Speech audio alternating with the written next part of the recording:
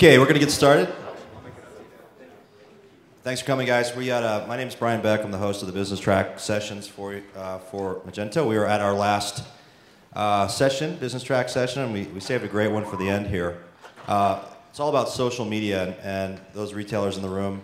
I know when I was working with social media, when I was at Harbor Freight, we tried a lot of different things, and some worked and many didn't. So the goal of today's session is to really give you some tools to understand what you can do with social media for your business. We got a great panel here. You guys probably recognize the Angry Bird in the middle, and David from being famous the other day. But anyway, I'm just going to turn it over to Jim Bennett, who's the CEO of Visistat, and he'll go through and introduce the panel and can run it from here. Jim? Great, thank you. So I'm Jim Bennett, CEO of Visistat, and I've heard a lot of hype about this, so I hope we can live up to it. We've been practicing a bunch of annex to live up to the hype. We'll see how it goes.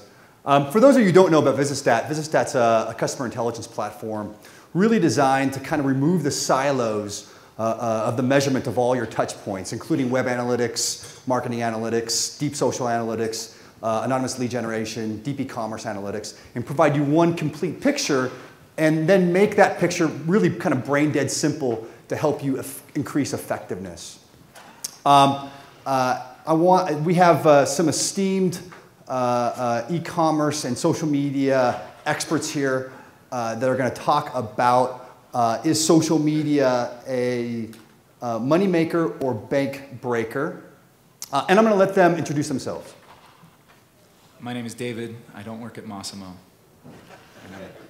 You can give us a little more information than that. Okay, my name is David Sinatra. I run e-commerce and some other brand and marketing stuff for Stussy, 33-year-old company from California. You might have heard of it. And I'll be talking about why social media can suck sometimes. All right. Okay, hello everyone. My name is Niklas Kari. I'm in charge of business development at Rovio Entertainment, which is the creator of Angry Birds. It's great to be here today in this specific panel because at Rovio, social media is something that is really part of our DNA, and I'm happy to share a little bit of our experiences using it. And so Nicholas and I have interacted probably 3 or 4 or 5, 10 times in the last couple of days, and I have yet to see him wear something that didn't have an Angry Birds emblem on it someplace. I'm pretty sure he has Angry Birds underwear as well. I haven't seen those, but I'm pretty sure he has them. Sorry we can't show you everything, but we are really passionate, of course, about our brand, so that's why it also shows in what we wear. Ask him about his tattoos. Hi, I'm Justin Yoshimura. I'm the founder and CEO of 500 Friends. I've actually been, just very briefly about my background, prior to 500 Friends, I've been in e-commerce for almost a decade. I actually started an e-commerce store that was on Magento when I dropped out of high school when I was 16 years old. So since then, I have been working on this for working in retail, and I started 500 Friends to solve a problem that I personally had as a retailer, which was, how do we actually monetize social, right? CPA from Google are continuing to increase. Social media, obviously, even when I started the company 2 years ago, was much smaller than what it is today, but no one had really figured out how to monetize it. And which is why we launched the platform to use social as a way to focus on increasing customer loyalty and lifetime value. Fantastic. So, again, our topic is social media, money maker or bank breaker. I'm really excited about this panel myself, honestly. Coming from, as a guy who runs a measurement company, we have a lot of people coming to us saying, I don't know exactly what's driving my traffic. I don't know exactly what's driving revenue. Revenue's down, revenue's up. I don't know why. And what we find is a lot of times people are measuring things in silos. They're measuring social separate from web traffic, separate from what's happening on their e-commerce site or on the e-commerce side. And so what we found is the best way to start to understand the impact of things like social on your business is to look at everything in one complete picture. Remove those silos and look at everything as it affects each other. And so that's what we do as a company. And so I'm really interested to hear the perspectives of these other people who have these same kind of problems and the way they solve those problems. A couple stats that just kind of help support that social media is driving purchasing behavior. Wantlet did a survey, I think it was late last year, and what they found was of those surveyed, 75% of those had been influenced by online recommendations of friends and family. Not earth-shattering. That was probably a similar stat even before social media existed. We always ask our friends and family for help on buying different items. But interestingly, 80% looked for social input when researching a product in comparisons. And by social input, it was looking for social input on these social sites. And I thought that was a pretty interesting stat.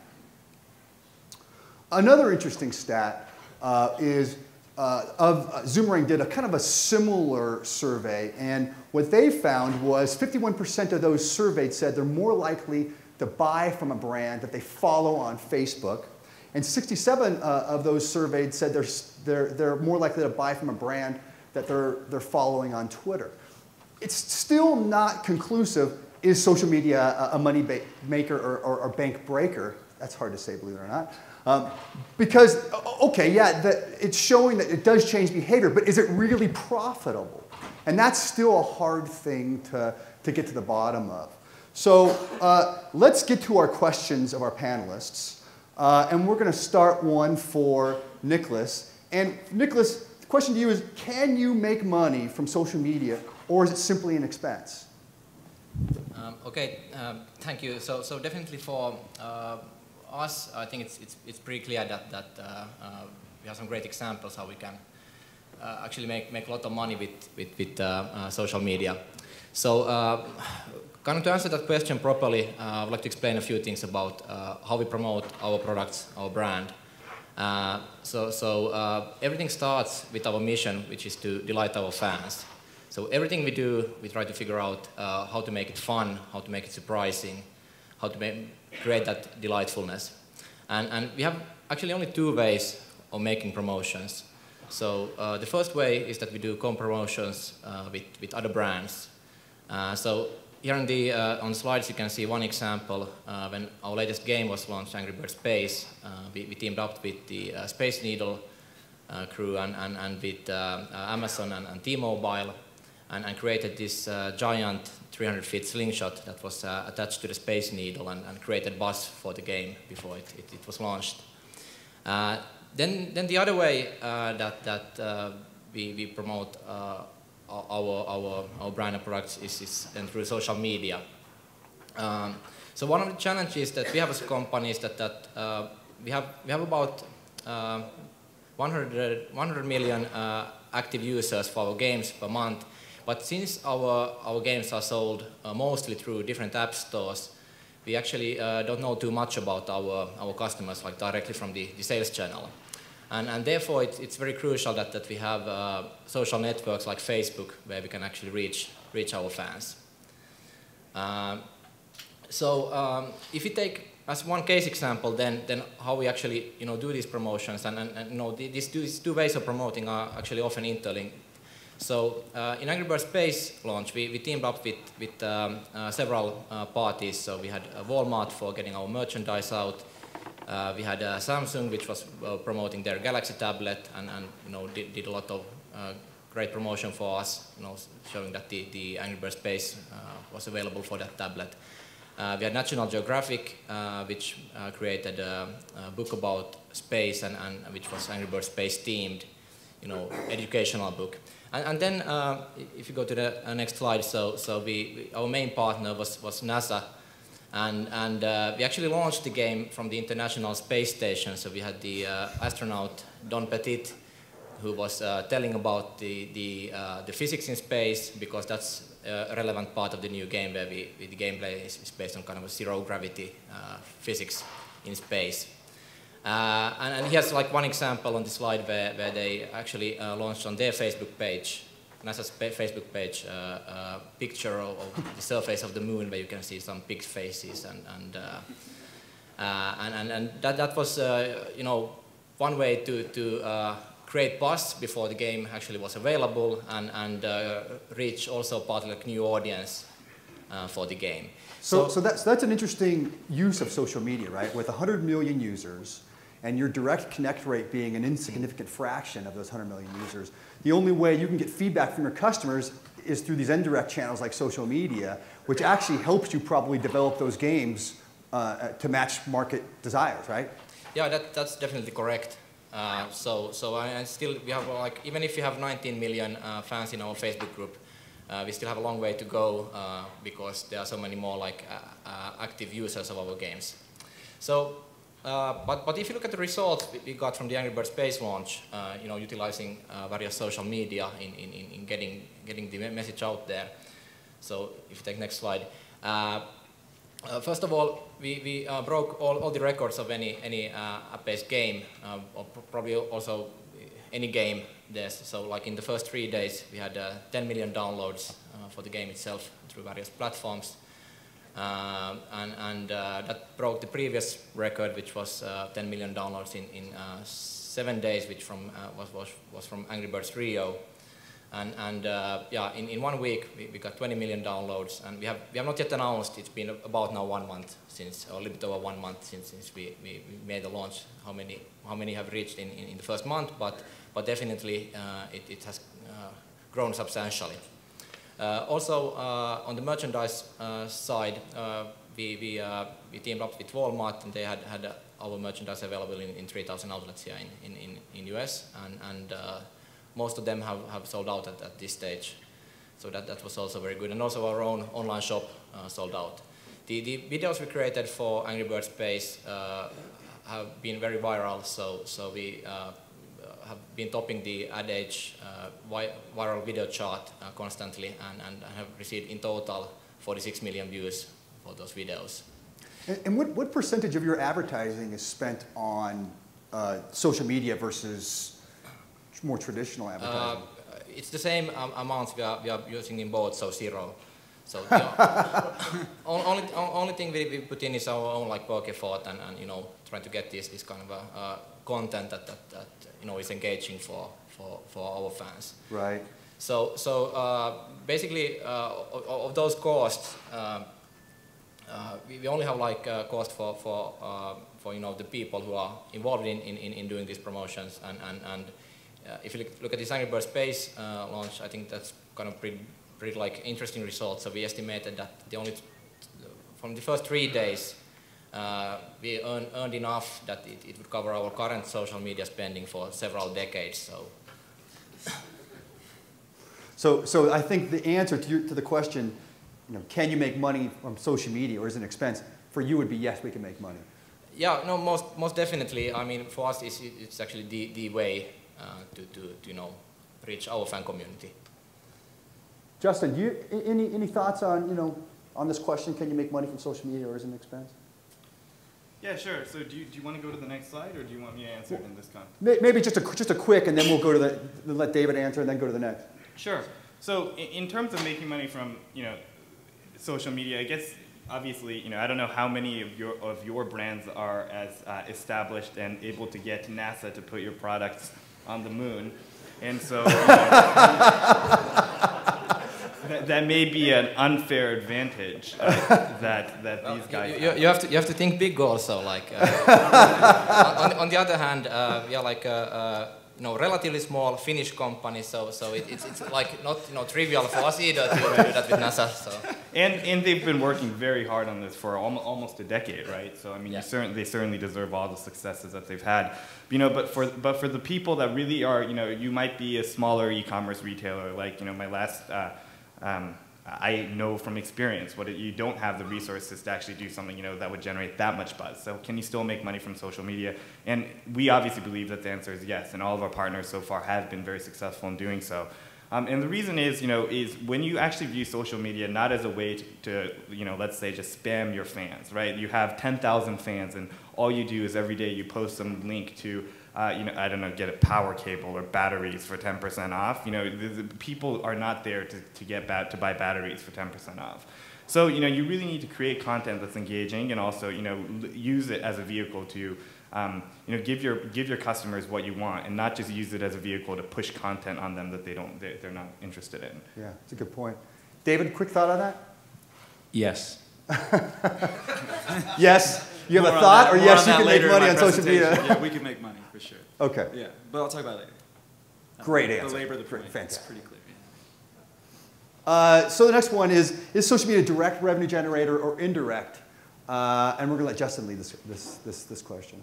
Sure. So I'll be focusing on what our partners have been utilizing our platform to accomplish, how they've used our platform to accomplish their social media goals, as well as what they've done on their own to make money from social.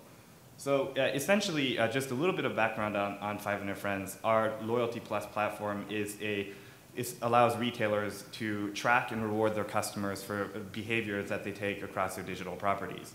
And so what that means is they could give them points, badges, whatever for, obviously purchasing, but as well as that, writing reviews, sharing those reviews, tweeting, referring friends, checking in on Foursquare, uploading a video on YouTube, writing a review, anything creative that they could think of.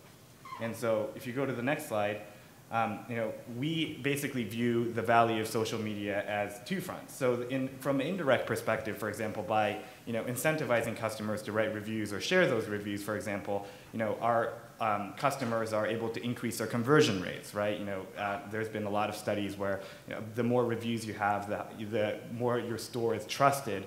And also, you're giving your customers the content they need to make educated purchasing decisions. It also helps your search engine optimization. Obviously, the more user-generated content you have, the higher you're going to rank on Google and Yahoo.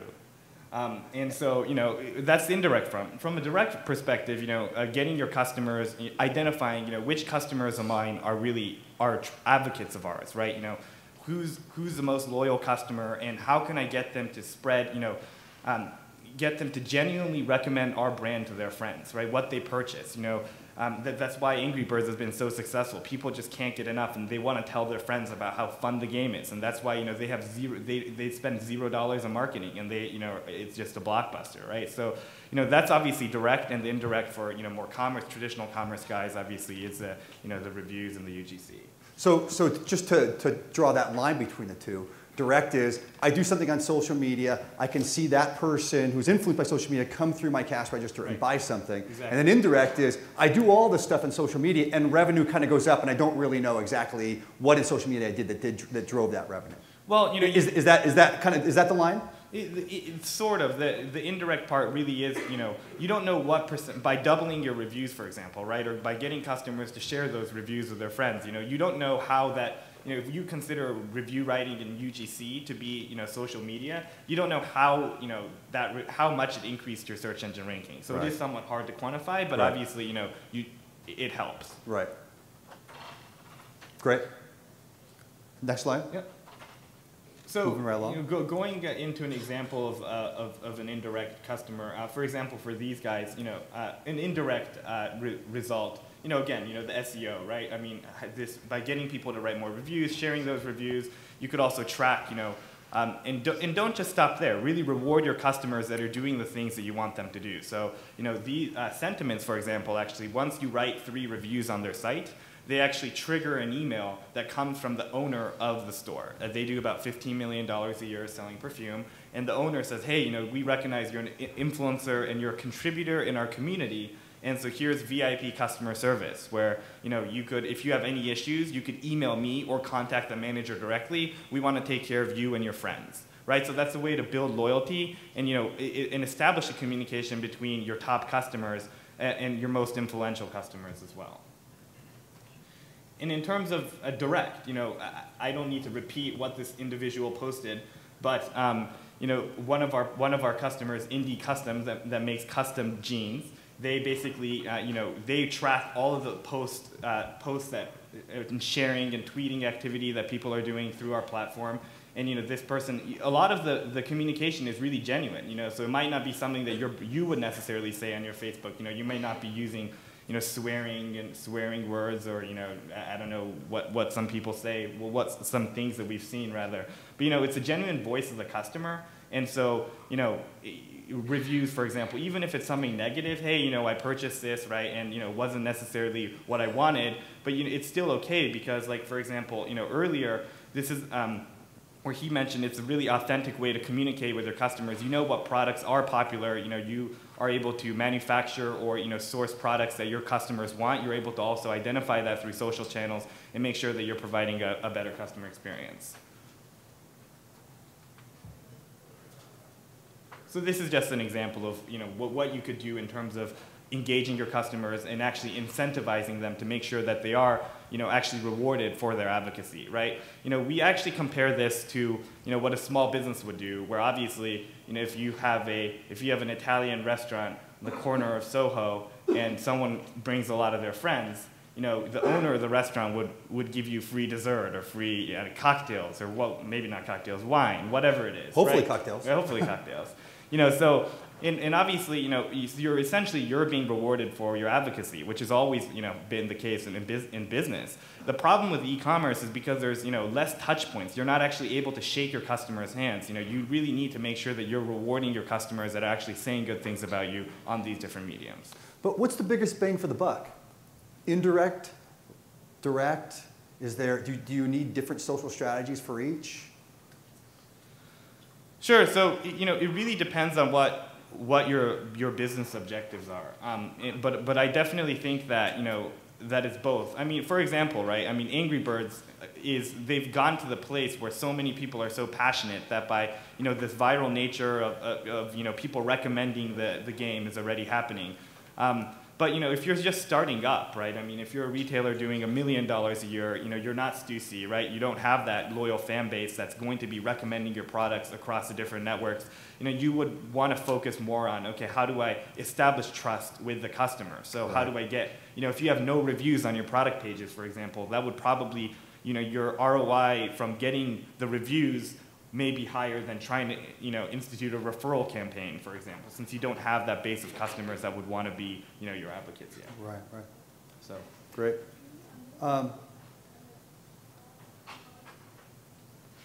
So to Nicholas, is social media direct revenue generator or indirect? I think I pretty much know the answer for you. Yeah, sure. I mean, if you look at what we post for instance in our Facebook page, it's only a small fraction of the updates that are related to directly driving people to purchase an app or buy our merchandise.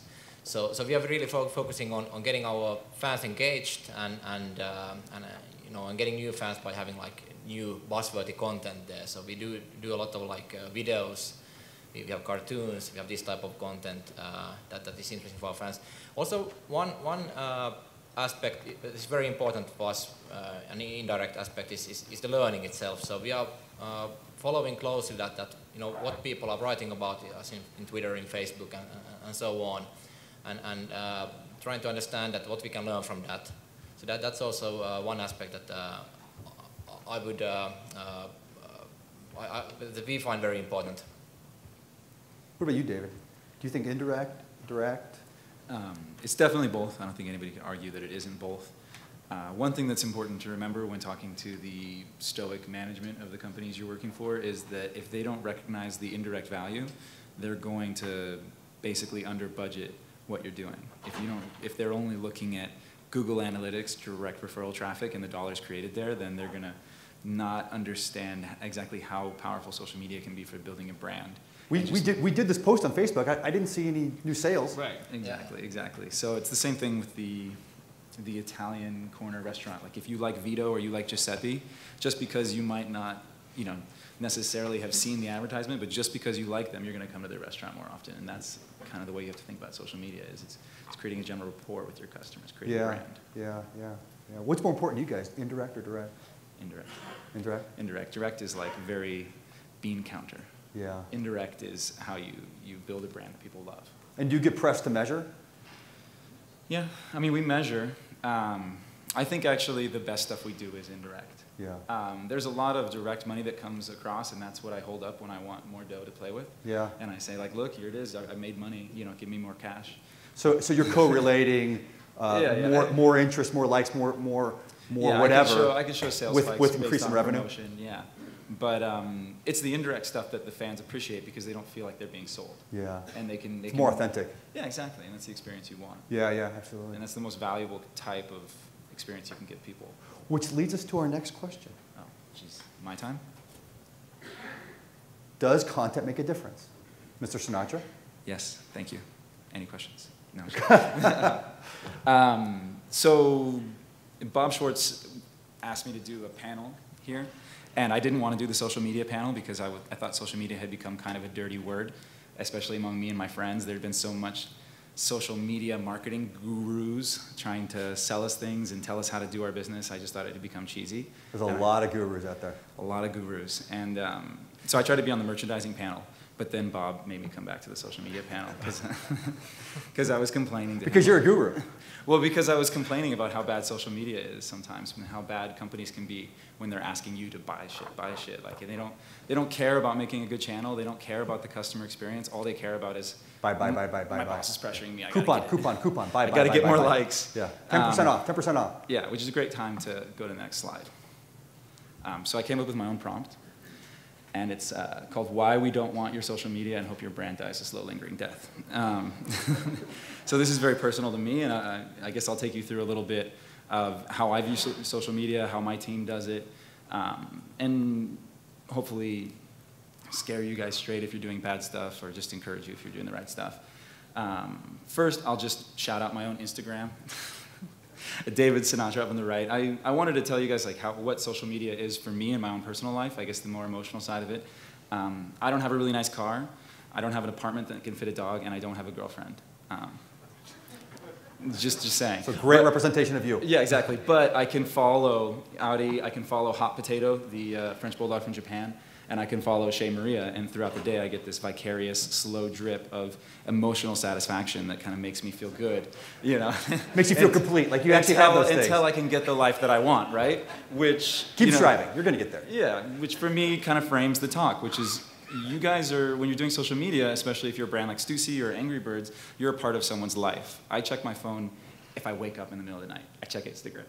And it's a very personal relationship you're developing with a customer, and you have to respect that. When you're in your suit, in your office, and your manager is talking about ROI, and he's dropping like 3-letter buzzwords on you all day, you have to realize the customer doesn't give a shit about that kind of stuff.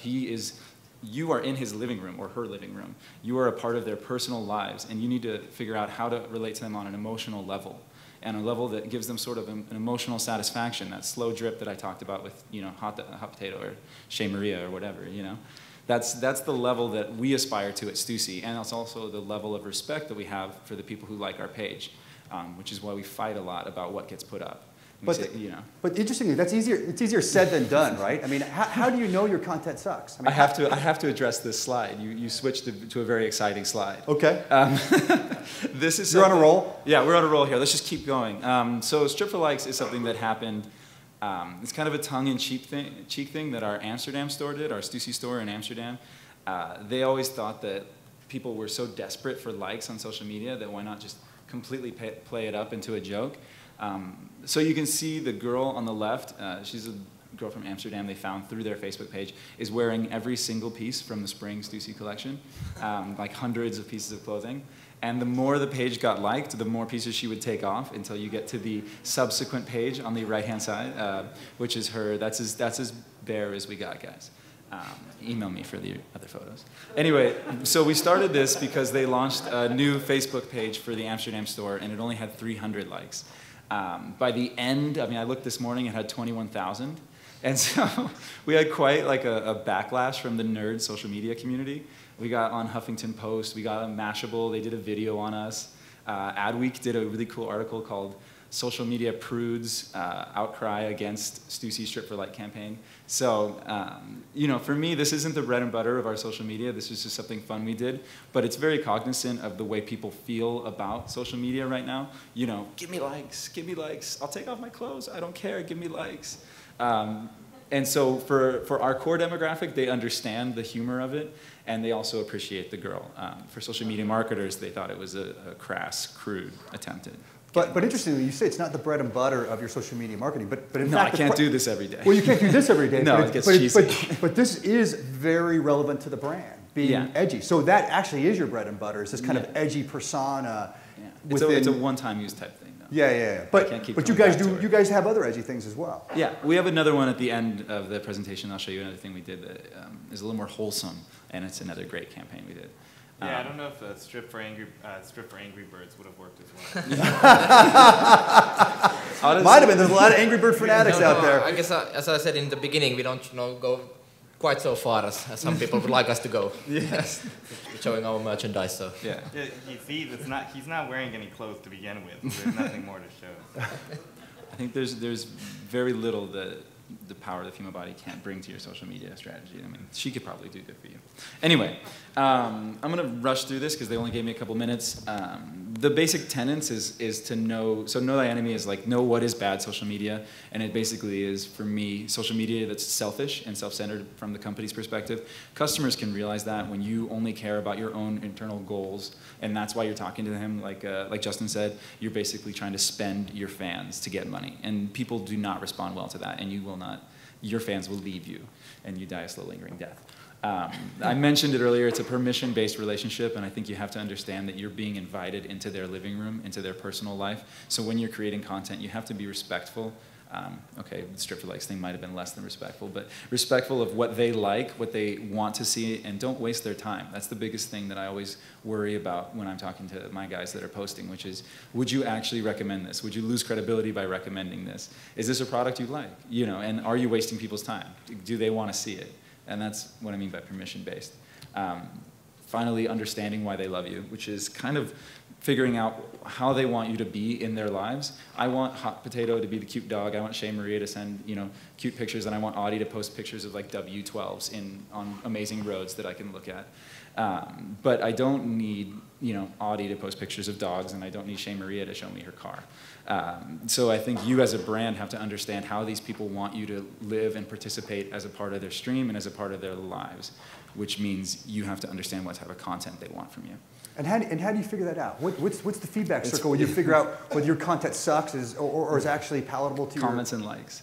It's super easy. It's built in. You can see how people respond, and then you have to be very attentive to what they do respond to. You have to almost obsess over why did they like it? What is it about this content? What is it about? What does this say about why they like me?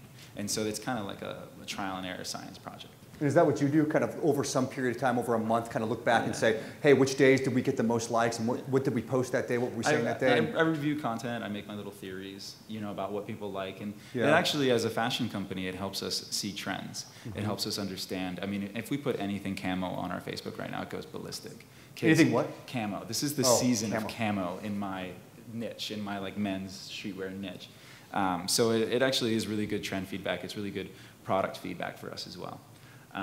So you figure out how they want you to be, and then you align that, you know, with commerce. You have to also push the relationship towards something that's profitable and enjoyable. So you need the profitability side, which for me, you know, you can blend a beautiful photo with a sweatshirt. You can make sure you give them a themed pack of goods and a mixture of content and art and music as well.